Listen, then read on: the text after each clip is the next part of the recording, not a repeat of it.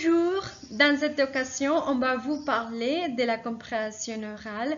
Donc, mon groupe de travail est composé de Michel de Castro, Delio Villamizar et Daini Carrillo. Qu'est-ce que c'est la compréhension orale? Selon Jean-Michel Ducrot, la compréhension orale est l'une des compétences les plus fondamentales dans la communication et dans l'acquisition d'une langue étrangère, étant donné qu'elle vise à faire acquérir à l'apprenant des stratégies de l'écoute ou d'un énoncé ou d'un document sonore.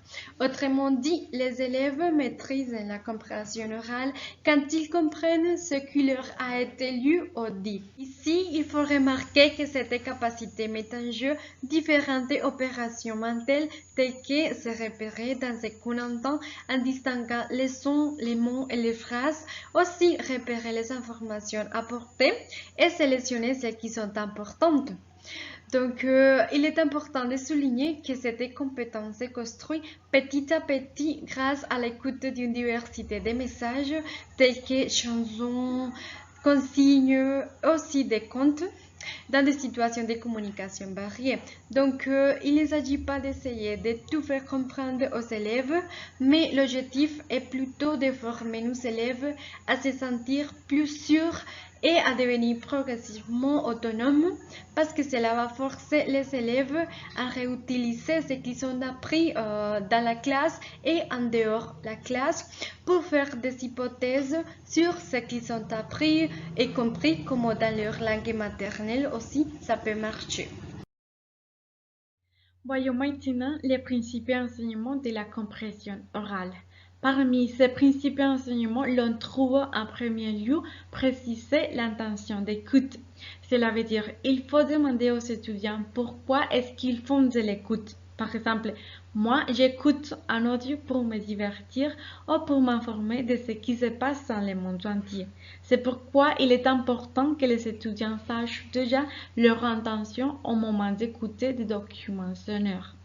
Le deuxième principe s'agit principalement à accepter la situation proposée pour développer une attitude positive d'écoute, c'est-à-dire nous, en tant qu'enseignants, nous devons encourager les étudiants à s'intéresser à tous les domaines d'information tels que les émissions de divertissement, les programmes culturels et les rapports de presse. Les scolaires ont toujours quelque chose à nous apprendre de nouveau.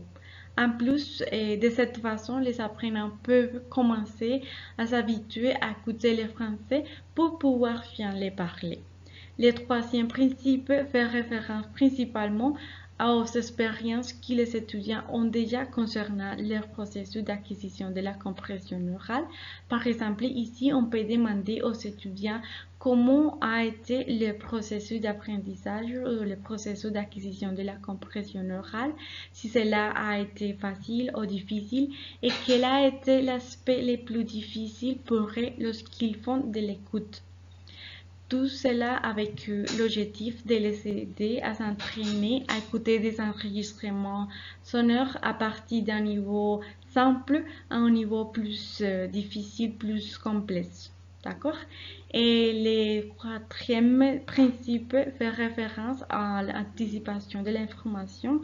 Cela veut dire qu'il faut anticiper les contenus du document sonore. Ici, il est important de faire connaître aux étudiants plus ou moins de quoi il s'agit les documents sonores pour qu'ils aient une idée plus approfondie du sujet qui va être traité dans l'audio. Et il est également nécessaire de leur apprendre des vocabulaires inconnus afin qu'ils puissent avoir une meilleure compréhension de l'audio. Concernant le cinquième principe d'enseignement, on trouve ici qu'il s'agit d'avoir des discussions avec les apprenants sur les comportements d'écoute. Cela signifie qu'on peut interagir avec les étudiants concernant les sujets de l'enregistrement. Par exemple, on peut parler des aspects les plus importants de l'audio, tels que les types d'audio, si c'est un enregistrement informatif ou un reportage, et de quoi précisément s'agit l'audio, combien de personnes parlent, est-ce qu'ils ont mentionné un autre sujet différent au sujet principal du document sonore. Donc, tous ces types de questions, on peut se poser ici. Et concernant les sixièmes principes d'enseignement, ici on peut trouver qu'il faut présenter aux élèves un but, une question et une piste de réflexion afin de préciser l'intention d'écoute.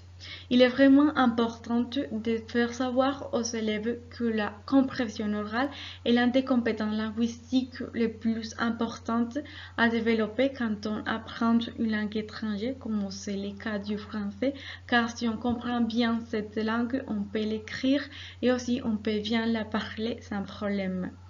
Et par rapport au sixième principe d'enseignement, on trouve ici qu'il faut développer des activités qui aident les élèves à développer la compréhension orale.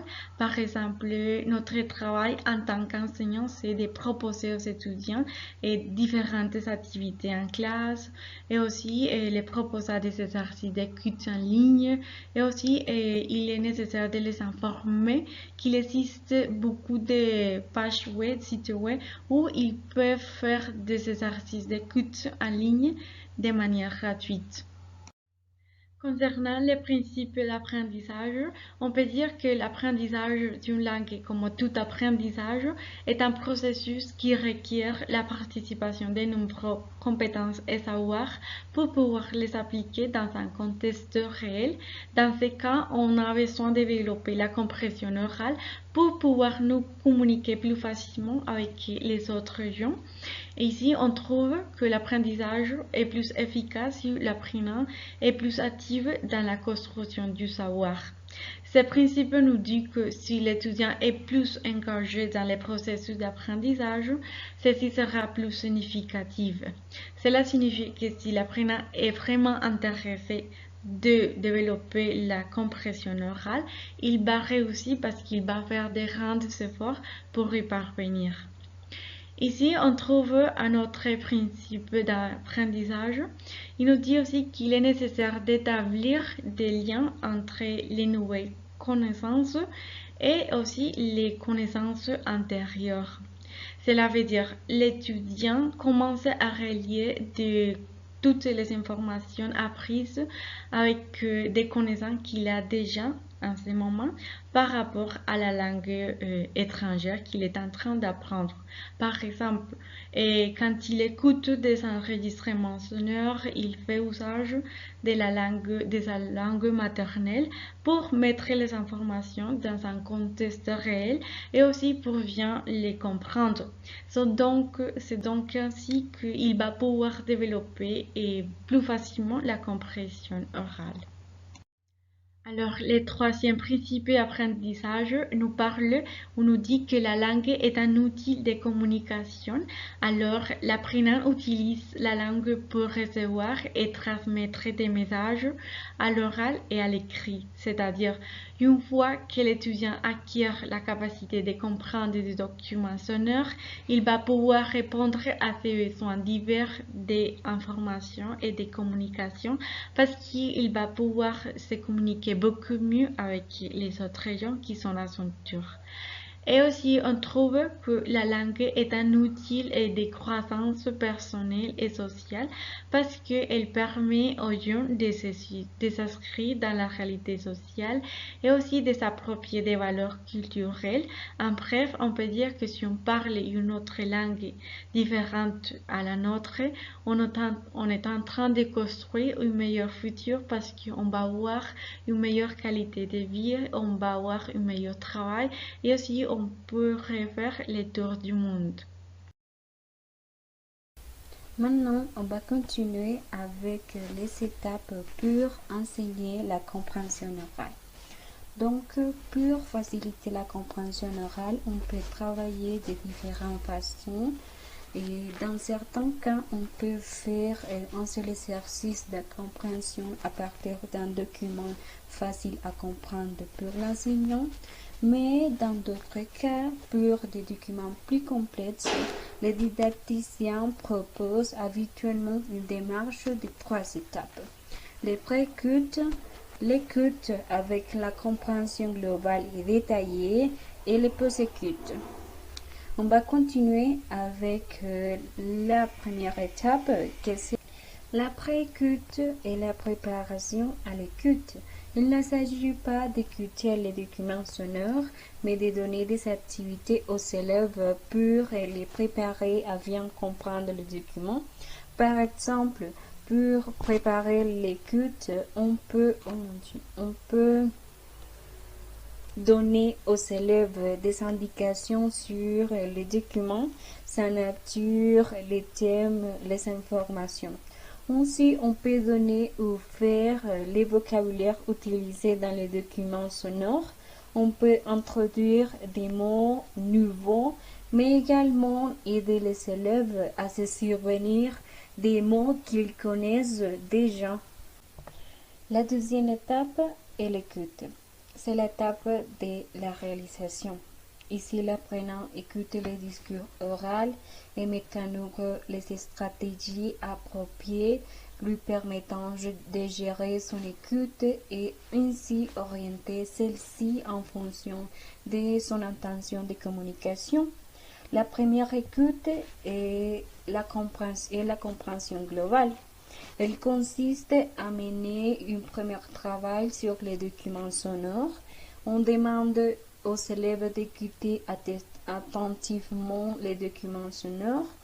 Il n'est pas recommandé de prendre des notes pour le moment, mais de se focaliser sur la compréhension globale dans le but de préparer l'apprenant à connaître les contextes dans lesquels se déroulent les événements.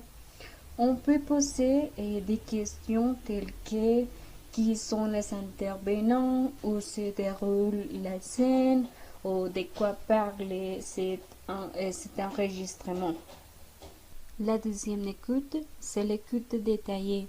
Elle permet d'effectuer un travail plus approfondi sur les documents écoutés. Cette étape correspond à la compréhension des détails et permet de vérifier les informations retenues par l'apprenant.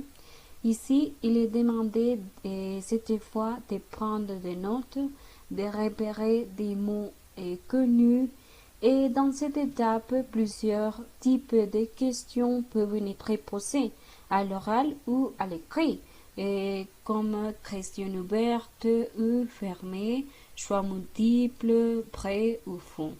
La dernière étape, c'est la post-écoute. Cette étape consiste à argumenter ce qui vient d'être écouté, à discuter à propos de l'écoute ou à discuter sur des propos liés au contenu du test. Alors, c'est l'occasion de faire des activités orales et écrites. On peut laisser la parole aux élèves pour qu'ils partagent leurs impressions sur les documents. On peut faire des jeux de rôle ou on peut employer le vocabulaire du document. Type d'exercice et activité pour enseignant. Bon, quand on travaille la compréhension orale, on peut mettre l'accent sur différentes activités et exercices. Et par exemple, on peut faire des activités en utilisant des questionnaires à choix multiples, des questionnaires avec des options vraies, faux, je ne sais pas. On peut utiliser des tableaux à compléter, des exercices de classement, des exercices de paiement. De même, on peut faire des questionnaires ouverts, réponses ouvertes et courtes. Concernant le rôle de l'enseignant, dans la compréhension orale, l'enseignant doit préparer ses apprenants à adopter une écoute active en réparant des mots-clés qui facilitent la compréhension orale et afin d'apprendre à anticiper les sens de ce qui est dit. Et un autre rôle de l'enseignant, c'est de guider l'élève dans sa découverte de nouveaux sons de la langue étrangère, d'informer l'apprenant sur l'objectif de chaque activité d'écoute, d'aider aux étudiants dans l'organisation de son travail. Et un autre rôle de l'enseignant, c'est de préparer les apprenants à la compréhension. Bon, et Dans ce cas, l'apprenant doit proposer différentes activités concernant la thématique abordée, les types de discours, les producteurs et les destinataires du message. De même, l'enseignant doit indiquer aux apprenants dans quel but ils vont visionner ou écouter avant de lancer les documents sonores. Ici, l'enseignant doit donner aux apprenants la tâche, la fiche à effectuer pendant l'écoute. De même, l'enseignant doit amener les apprenants à se concentrer surtout sur des informations précises et à se concentrer sur ce qu'ils comprennent. Et finalement, l'enseignant dans la compréhension orale doit remettre les documents dans son contexte avant l'écoute, afin de faciliter les tâches de ses apprenants. En ce qui concerne le rôle de l'enseignant dans le développement de la compréhension orale, il faut dire qu'il doit accepter de visionner plusieurs fois un document sonore, aussi de l'écouter de manière fragmentée et de faire des pauses pour atteindre ses objectifs de compréhension. En plus, l'apprenant doit faire des hypothèses sur un sujet connu ou dont il a entendu parler et les vérifier ensuite en visionnant ou en écoutant à nouveau les documents. De même, il doit prendre des notes soit en français ou dans sa propre langue, pour mieux retenir l'information fournie. De la même façon, l'élève doit apprendre à se concentrer sur un canal visuel ou sonore pour en retirer le maximum d'informations. De plus, l'élève doit prendre conscience qu'il n'est pas nécessaire de comprendre à tout prix chaque mot prononcé pour saisir les messages d'un document. De la même façon, l'apprenant doit apprendre à deviner la signification de certains vocabulaires et certains passages grâce au contexte et à l'image. Aussi, il a besoin de s'appuyer sur les indices sonores et interpréter des gestes, des mimiques, des regards, des variations prosodiques pour accéder au sens. D'autre part, l'élève doit accepter de ne pas tout comprendre et apprendre à saisir le sens général du message. Et finalement, l'apprenant doit apprendre à repérer des mots-clés, les informations essentielles et apprendre à renoncer à la compréhension de certains mots, mais pas à la compréhension du message. Pages et ressources en ligne. En ce qui concerne les pages et ressources pour travailler la compétence orale, on pourrait dire qu'il existe de nombreux sites permettant de pratiquer l'écoute.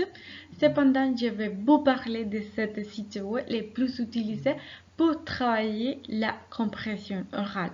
On trouve tout d'abord Français Facile. Ici, on peut trouver des exercices de compréhension orale gratuits pour apprendre le français ou l'améliorer si c'est le cas. Il existe aussi des leçons pour tous les niveaux, à partir d'un niveau de base à un niveau plus avancé. Et aussi on trouve TV5 Monde, et c'est une chaîne de télévision internationale qui nous propose des émissions de radio, des programmes et de la musique en langue française. Et aussi d'autre part on trouve Bonjour de France, que c'est une plateforme virtuelle qui nous permet d'apprendre et de pratiquer le français de manière gratuite. Et il nous propose aussi plusieurs exercices de grammaire, de compréhension écrite, de compréhension orale afin de bien apprendre le français. Et aussi, on trouve languo.tv, que c'est une page web qui nous propose toutes les semaines des vidéos, des documentaires, des journaux, des publicités pour pratiquer la compréhension orale. Et finalement, on trouve les points du flé, que c'est un site web avec des activités diversifiées pour s'entraîner à l'écoute. Et aussi, il dispose des exercices d'écoute, de grammaire et aussi des listes de vocabulaire pour bien apprendre le français. Bonjour. Bonjour. Comment allez-vous? Oui. Très bien. Bon, et aujourd'hui, nous allons faire une activité de compréhension orale. Tout d'abord, nous allons faire une activité concernant les lexiques que nous pouvons trouver dans les documents sonores. Donc, je vais vous envoyer les liens sur la boîte à messages. D'accord, prof.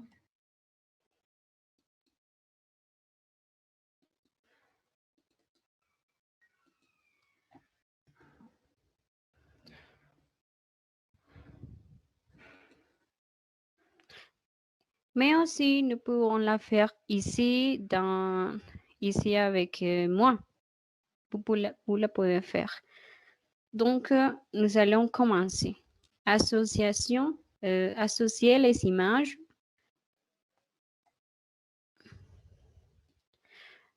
Bon, quelle est la première et quelle est l'image qui correspond à du riz?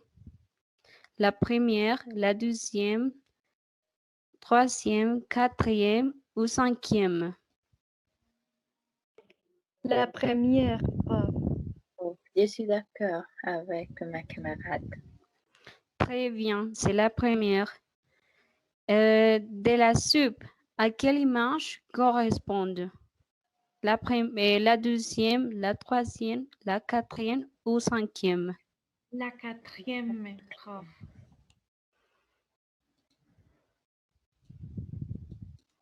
Très bien. Et derrière les suivantes, s'il vous plaît. De la viande correspondre à l'image. Très bien, derrière. Et Diny, à quelle image correspond du vent? Prof, je crois que la cinquième, mais je ne peux pas voir l'image. 1, 2, 3, 4, quatrième, sixième. Très bien. Et Doris, Oui, prof. à quelle Et c'est le image? bon à la troisième. Très bien. Prof, Finalement, oui. prof, je ne comprends pas la signification de à la cantine. Qu'est-ce que ça? Bon, la cantine, c'est un lieu où les enfants avec à la fin du cours ou à la fin, oui, à la fin du cours, ils vont pour manger. C'est dans l'école. Oui, est-ce que vous avez compris? Oui, prof, merci. Bon, à la cantine, les enfants vont pour manger. Bon, très bien. C'était l'activité d'initiation pour apprendre un peu sur les lexiques qu'on va trouver sur les documents sonores. Bon, on continue avec l'activité d'écoute. Je vais vous envoyer les liens. S'il vous plaît, regardez la vidéo ou écoutez très bien parce que nous allons vous allez répondre à des questions. OK? Bon, prof. D'accord, madame. Est-ce que vous avez fini? Oui, madame, j'ai déjà fini. Bon, on continue. Et Doris, quel est le thème principal de ces documents sonores? Parler de la nourriture. Ok, très bien. On continue avec les autres questions.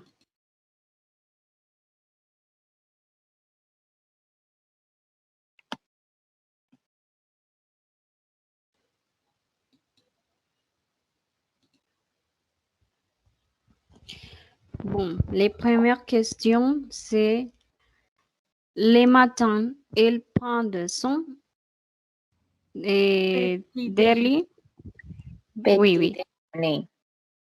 Oui, très bien. Diny, la confiture à la framboise. Oui, prof, elle aime ça. Très bien, très bien. Doris, les week-ends, elle prend Des céréales ou des croissants. très bien.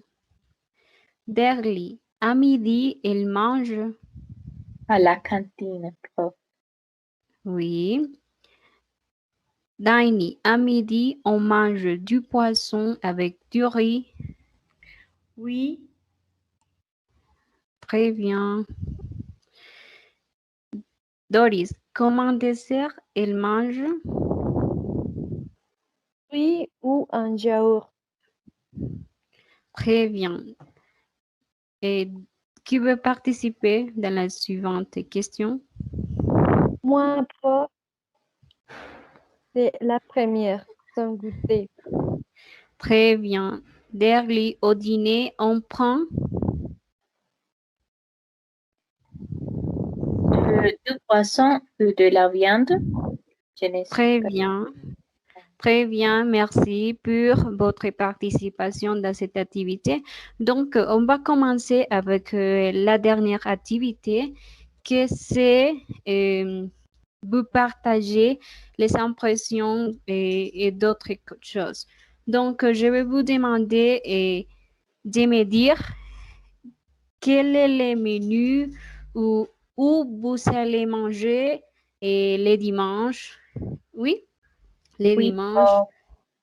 Derly, est-ce que vous pouvez nous partager votre impression sur ça?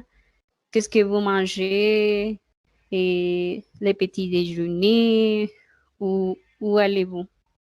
Et, bon, et généralement, pendant la semaine, je mange chez moi et, et les week-ends, et je, je, je mange au restaurant, en particulier le dimanche. Et pendant la semaine, je, je mange du riz, de la viande, de la pomme de terre, du poulet.